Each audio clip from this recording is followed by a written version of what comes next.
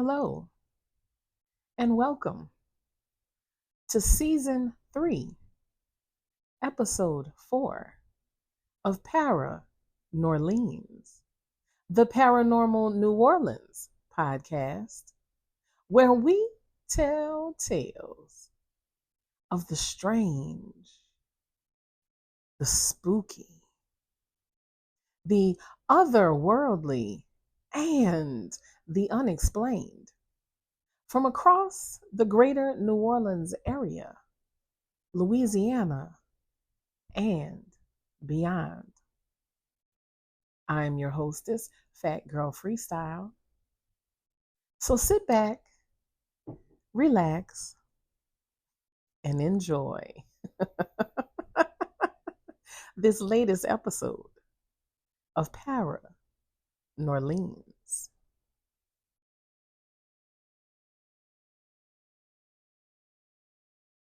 If you're from New Orleans,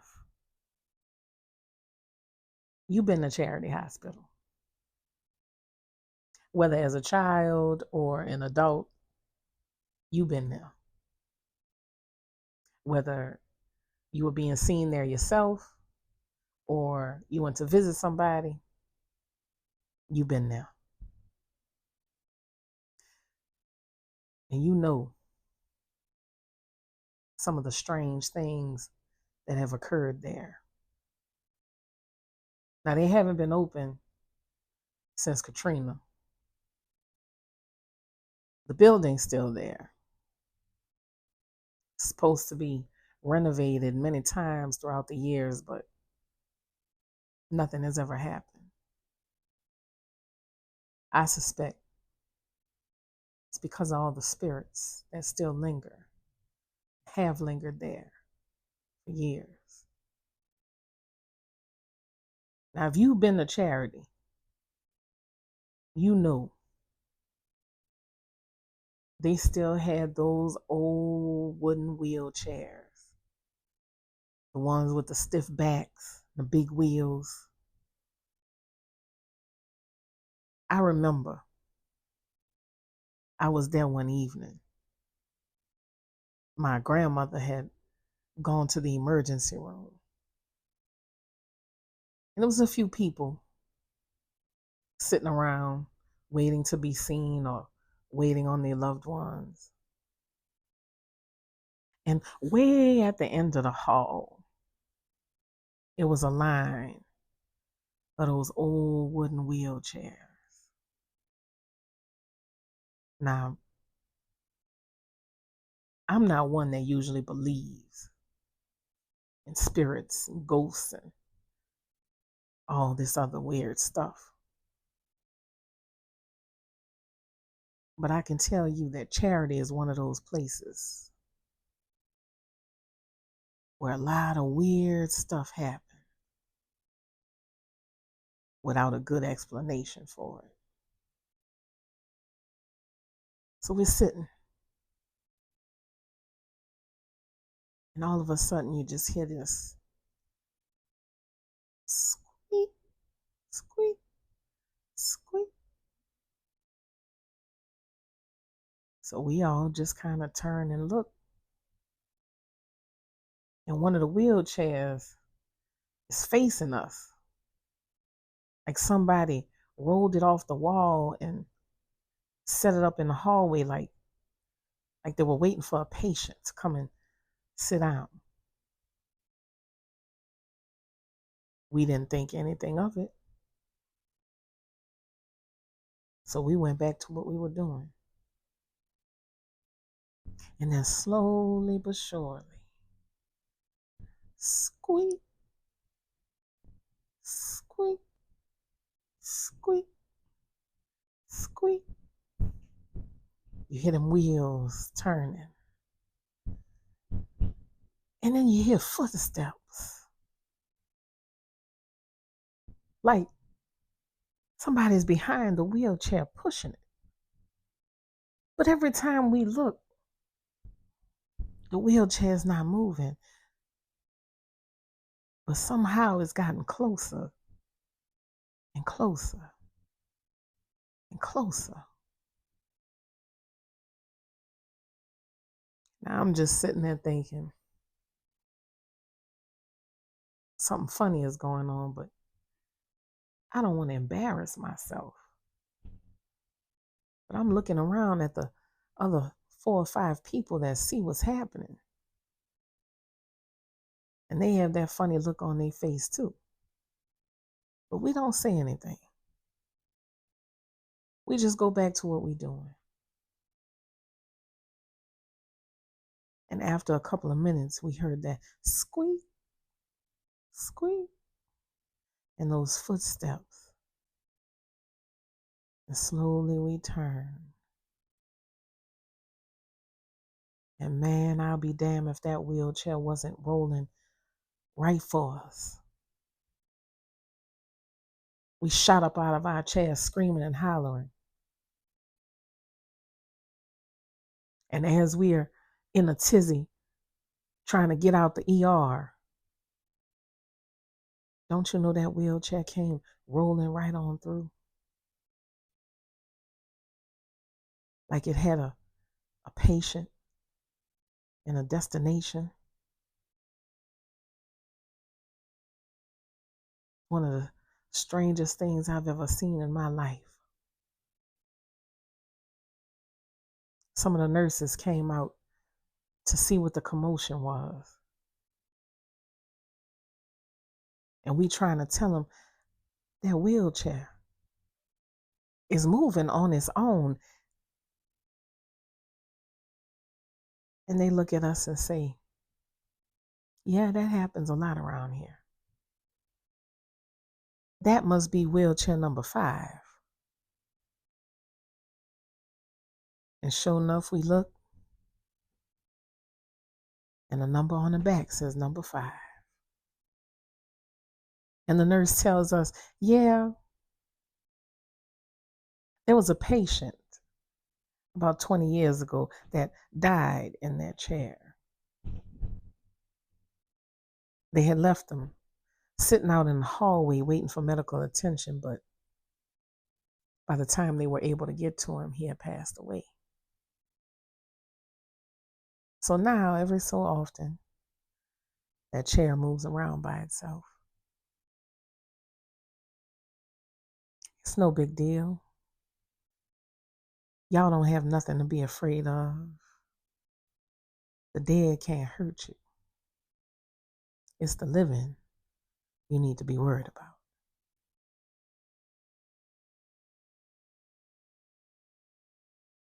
Needless to say, I stood outside and waited for my grandmother for the rest of the night.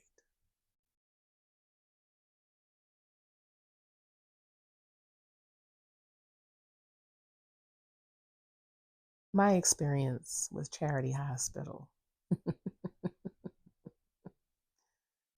Well, some of the things that I experienced there would turn your hair gray. But it is all part of working in the medical field. I was a nurse, a critical care nurse, for many years at Charity. I've seen them come, I've seen them go, and I've seen them linger. When I first started, I was a young, fresh out of school, pie in the sky, ready to change the world nurse. My first week there, a patient died. Someone whose care team I was a part of. I took it hard. He was a 42-year-old father. He had been drinking, gotten into a single car accident. We did all we could, but he didn't make it through the night.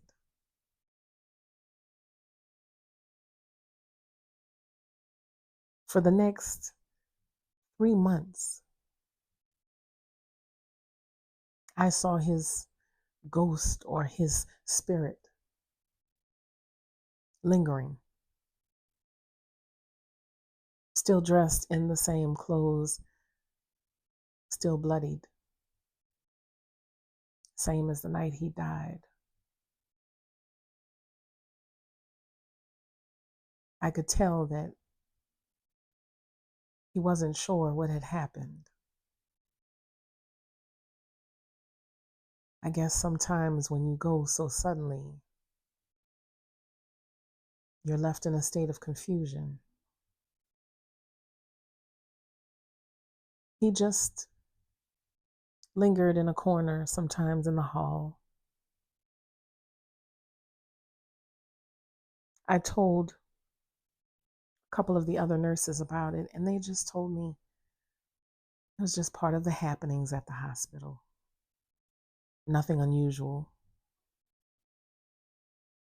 I accepted it. I know that might sound crazy to you, but again, in the medical field, you're dealing with life and death. And the more time passes, the less strange death becomes to you. Whenever I thought of him, I said a prayer for his soul that he would move on. Eventually, I stopped seeing him. So I assumed that he moved on to where he was supposed to go. Now, that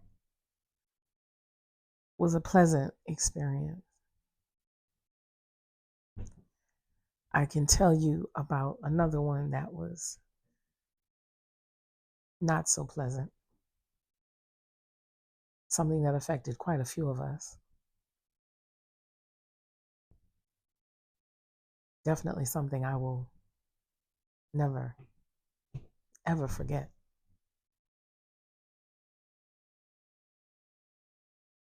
His name was Mr. Warren. And Mr. Warren was a frequent flyer at the hospital, whether through the emergency room or the psych ward, other areas of the hospital. He certainly made his rounds. Mr. Warren, when you first met him, seemed like just your average, sweet grandfather. But after a day or so, you realized he was something else entirely.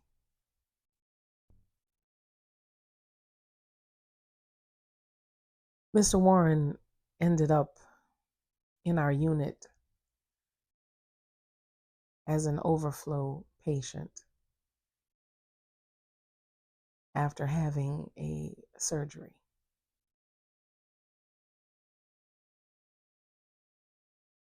Per usual, things were normal at first. His vitals were steady, and he didn't require much.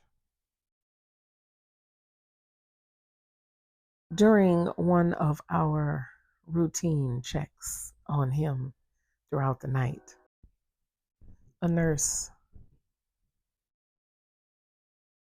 stepped out of his door and called up the hallway for someone to come in and assist her. I wasn't busy, so I went to her aid.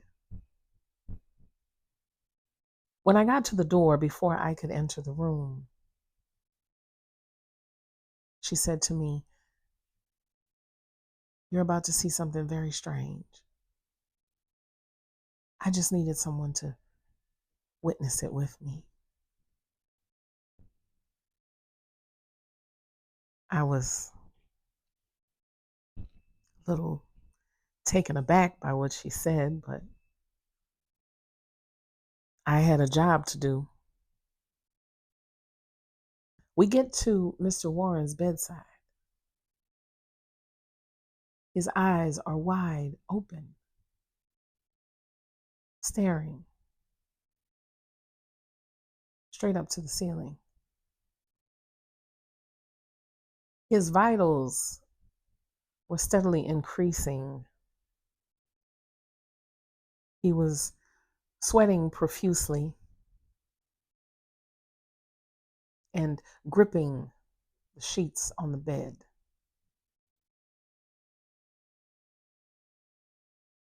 And that's when I heard it.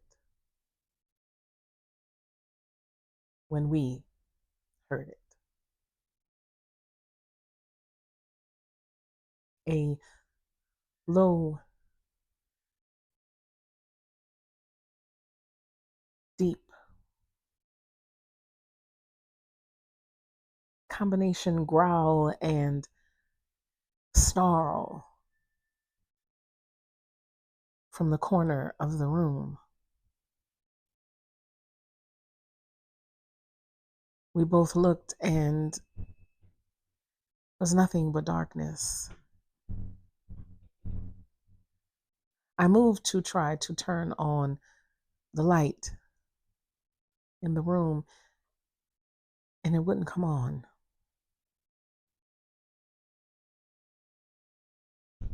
Mr. Warren's vitals began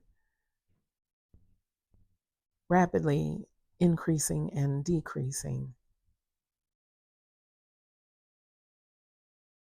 His breathing quickened.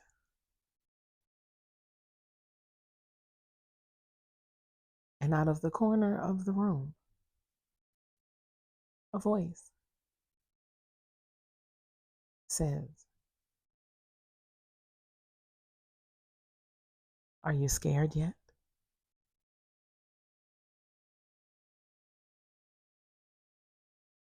The other nurse and I screamed and ran back to the nurse's station, panting and trying to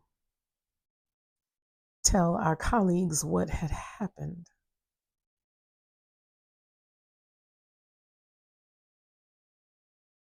We refused to go back to the room.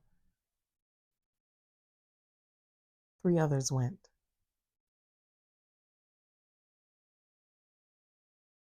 And all we heard was, "Oh my God! Oh my God! Somebody call a priest."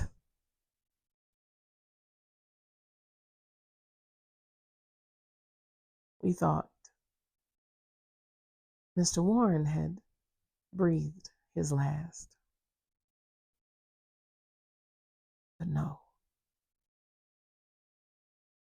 I dared to go back, taking a peek from the hallway. Mr. Warren was standing up on his bed, still attached to all of the machines and IVs, eyes still staring.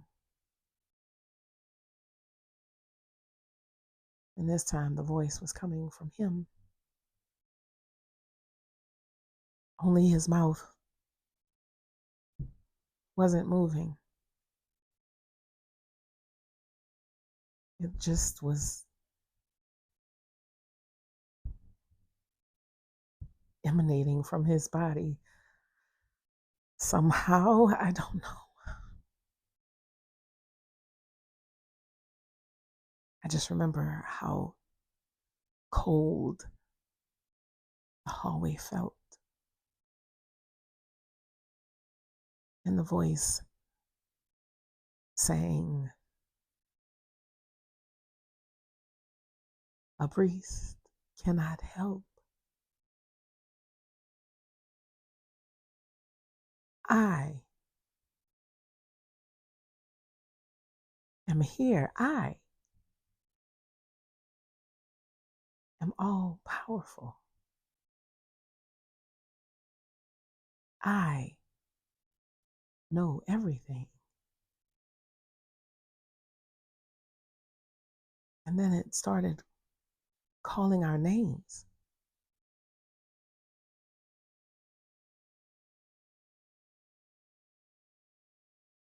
It got to Patrice. She was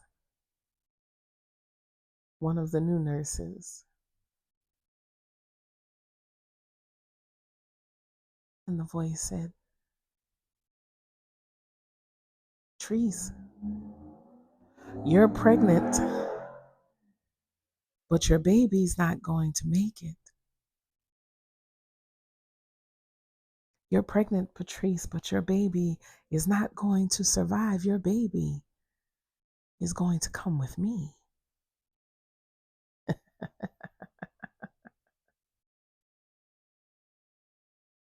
Patrice ran up the hallway screaming.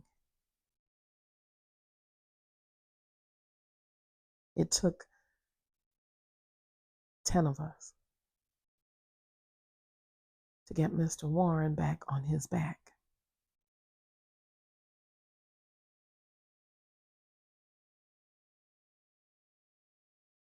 He died in the early morning hours.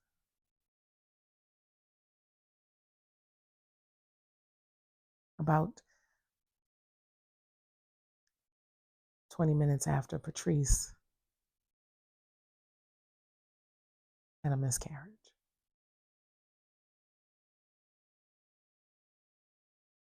She hadn't even had a chance to tell her husband that she was pregnant.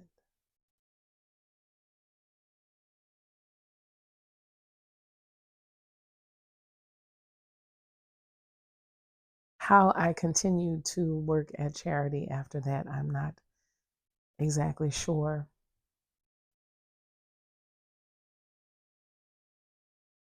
But even though Mr. Warren and whatever he carried with him, even though his physical body was gone, his presence still lingered.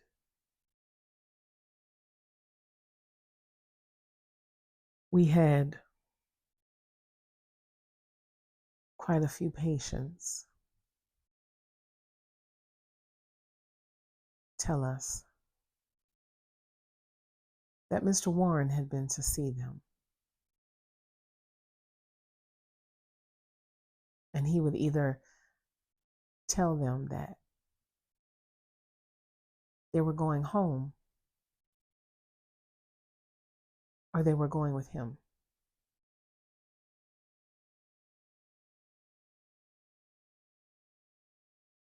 We had the room blessed so many times. But he didn't just linger there, he lingered in other areas as well. But for whatever reason, he seemed stronger in that particular room.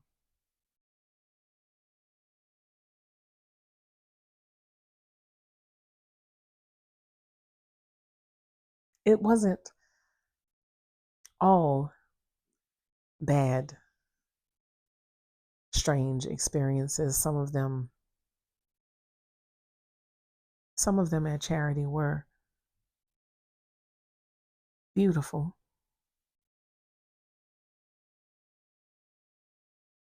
Like the time we saw an angel.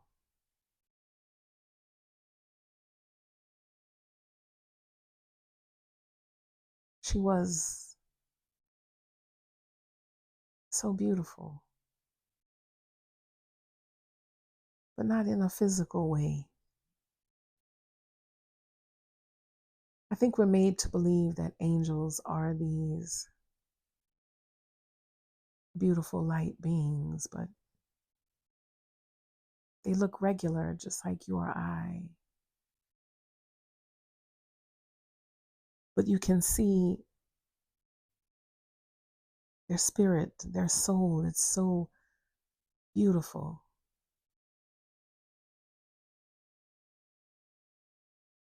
We had a patient who had been in a terrible motorcycle accident. His mother had been at his bedside all night praying.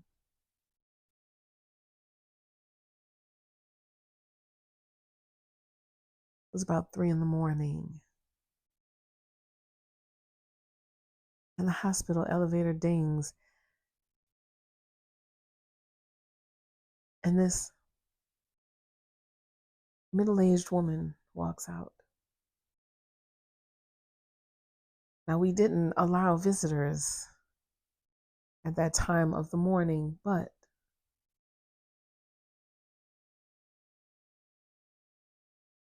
something about her that just said, let her stay.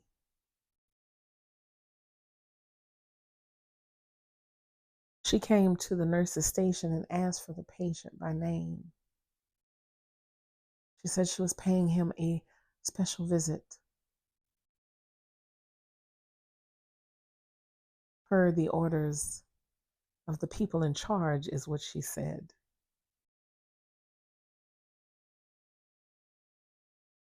I wanted to tell her that visiting hours were over. She would have to leave and come back, but the only thing that came out of my mouth was certainly.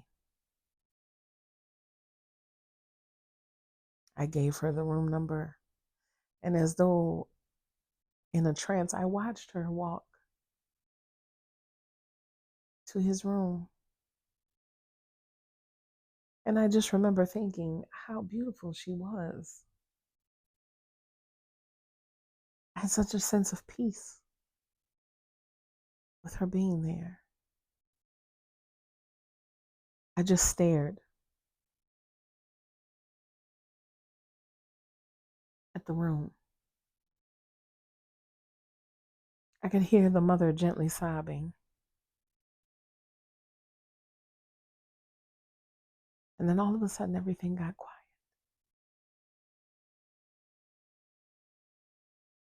I couldn't hear the beeping of the machines anymore. I couldn't hear the mother sobbing. I couldn't hear the footsteps of the other nurses moving around. I couldn't hear anything. But I could feel this energy gathering. I could feel it pulling. I got up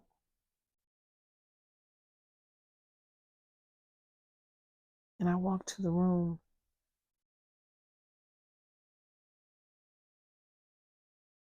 and I watched this woman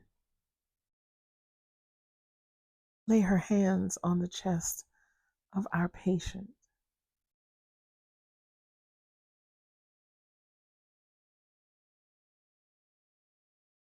And she didn't say anything, but she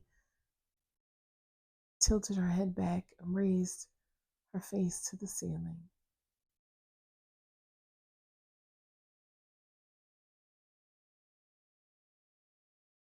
The next thing I remember was there being a bright flash, and I was back at my desk. Machines were beeping again. I could hear the other nurses moving.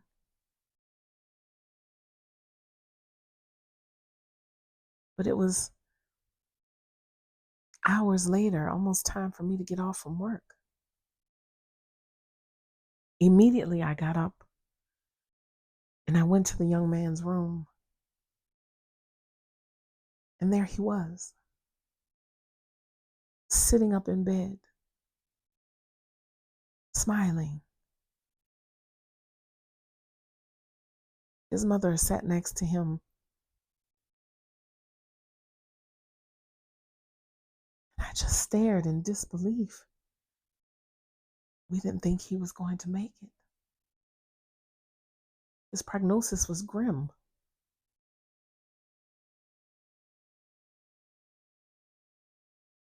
I looked at the mother and she looked back at me. She said, "Did you see her? Did you see her? She healed my son."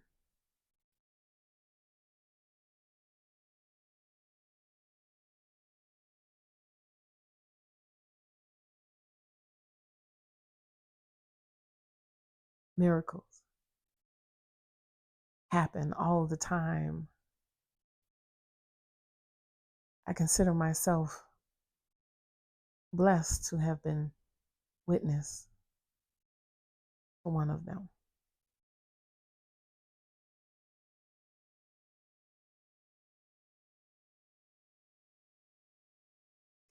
Charity Hospital. So many strange tales about Charity Hospital.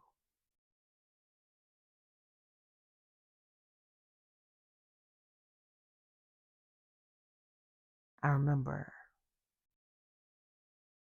being there as a child,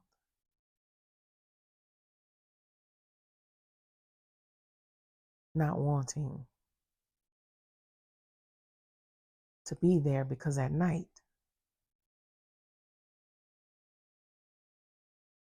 is when all the strange things happen. I had gotten pneumonia, and I ended up having to be there for a few days. My first night there, I was so sick, I was just kind of in and out. But I remember there being this doctor,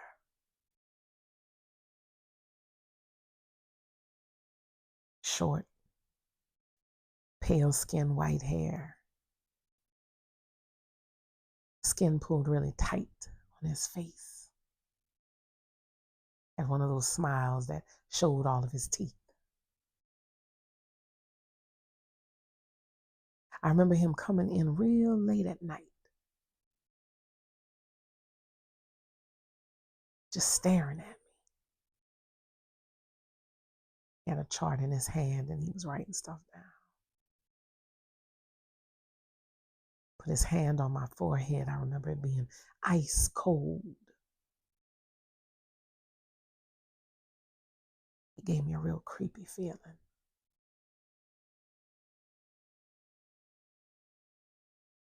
The next morning when the nurses came in, I asked them who that doctor was that was checking on us last night. They didn't know who I was talking about. They told me that because of my fever, I was probably hallucinating. But I was there for 5 nights, and every night that doctor came in with that creepy smile, with that cold hand on my forehead.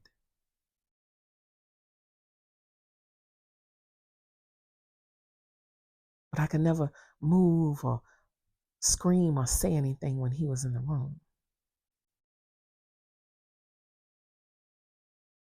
And every time a nurse came in, I tried to tell her. They never believed me.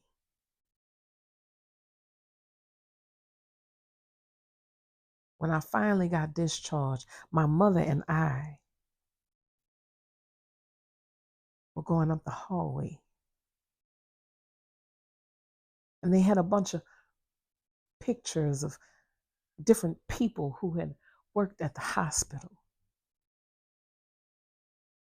And right before we got to the elevator, that doctor's picture was on the wall. And I pointed and I told her, I said, "That's him. That's the doctor that was coming into my room. The one with the creepy smile, that's him right there." In the picture, he had a lot more weight on him. but it was definitely him. The smile was the same. And I refused to leave until my mother went and got one of those nurses so I could show her. And one of the nurses finally came, and I'm pointing to the picture and I'm telling her, this is the doctor that came into my room at night and put his cold hand on my forehead and smiled that creepy smile and wrote on his chart in his hand.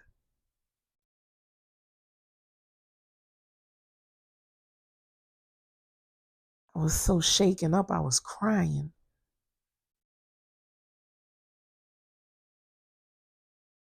The nurse got real quiet, pale in the face. She whispered something to my mother.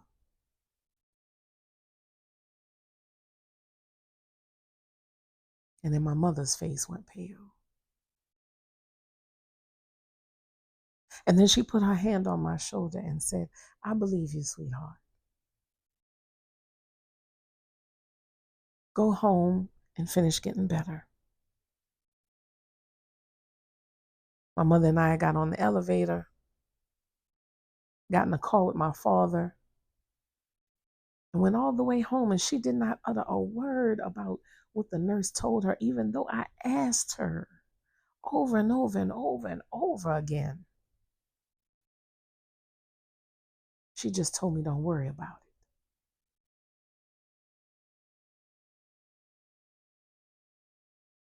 Finally,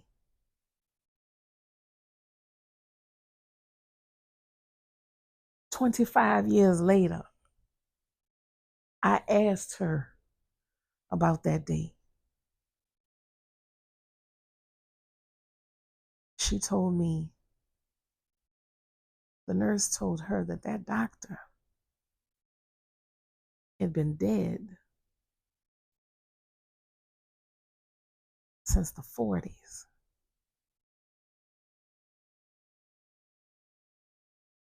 And that he had been fired from the hospital for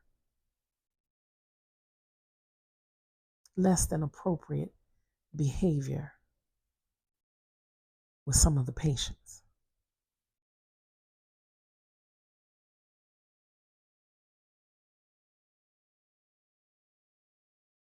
And doing my research, I discovered that I wasn't the only person that had an encounter with him.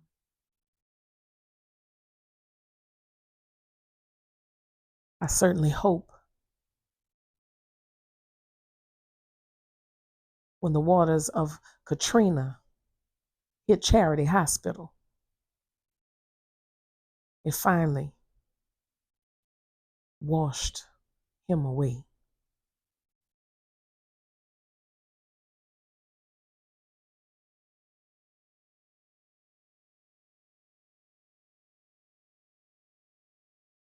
I hope you have enjoyed episode 4 of Paranorleans. I wanted to do something a little special tonight. I wanted to share some of the stories I've heard throughout the years about Charity Hospital. I hear it's supposed to be undergoing another renovation. It's supposed to be used for housing for residents in the medical field and also have some office space in the building as well. I wonder with renovations what ghosts they're going to revive. It'll be a whole new round of interesting tales from Charity Hospital.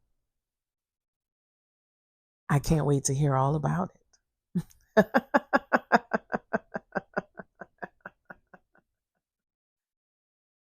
Thank you for listening to Para New Orleans, the Paranormal New Orleans podcast. I'm your hostess, Fat Girl Freestyle. You can support this independent operation in many ways. I know that times are tight and tough for many of us these days. So there are lots of ways you can support this channel for free. Number one is making sure you're following us on Spotify or wherever you listen on other podcast platforms. Share these episodes with your family and friends, coworkers, even people in line at the grocery store if we still can afford to buy groceries these days.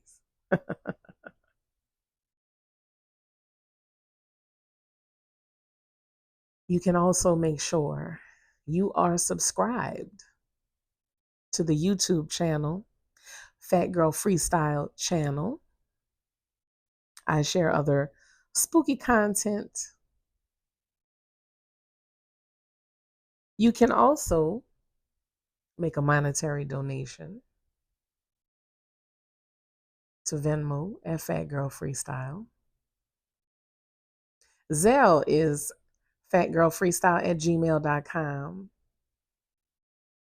Apple Pay is fatgirlfreestyle@gmail.com. If you have a tale that you want to share, or if you just want to give some commentary, fatgirlfreestyle@gmail.com. You can also follow me on Instagram at fatgirlfreestyle, of course. It's been a pleasure as always. I enjoy spending time with you. I want to thank each and every one of you for your support, your comments, your consideration. I will see you again next week. So please go back and enjoy previous episodes. There's lots to choose from. Again, thank you for listening to Para New Orleans, the Paranormal New Orleans podcast. Good night.